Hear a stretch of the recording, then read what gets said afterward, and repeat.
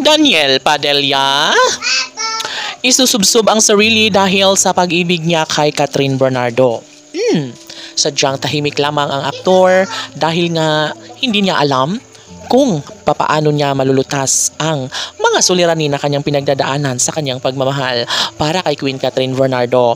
Nasisiguro ng lahat na kayang malalampasan ni Daniel Padilla ang lahat ng mga pasakit na kanyang naranasan ngayon.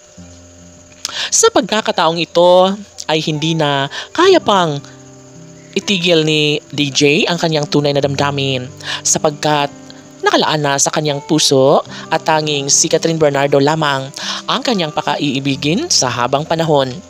Alam niyo ba na sadyang desidido si Daniel Padilla na balikan ang mga matamis na nakaraan sa kanilang relasyon ng pretty girl na si Catherine Bernardo. Sadyang ito lang naman umano ang babaeng tunay na minahal ng aktor mula noon hanggang ngayon na kahit mayroon na siyang ibang babaeng karelasyon. Sa tagpong ito ay takot na naman ang mga bashers dahil nga kagustuhan nila na tuluyang mawasak ang relasyon ni Daniel at Catherine at baka sakali na ngayon ay babaliktad na ang mundo.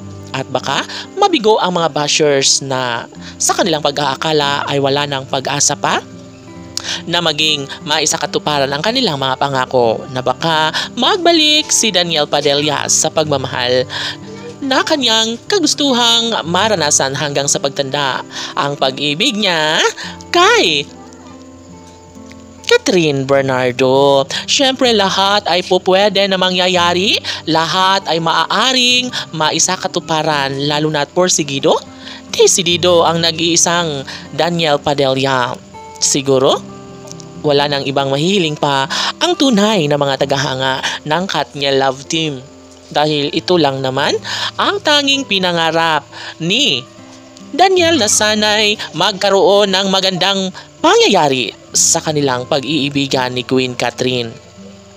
Tanong ng mga netizens, tama nga kaya ang mga desisyon ni Daniel Padilla ang iwan ang kanyang naging karelasyon ngayon at babalikan ni Daniel Padilla si Catherine Bernardo?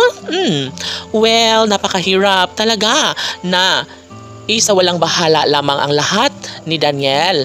No, syempre nanghihinayang din ang aktor na tuluyang mawala sa kanyang buhay si Queen Catherine. Ito umano ang pinakamahirap sa lahat, lalo na at ngayon ay hindi na napapalagay, hindi kakayanin ni Daniel Padilla ang maikasal sa ibang lalaki ang babaeng kanyang pinakaminamahal na si Catherine Bernardo. Laban!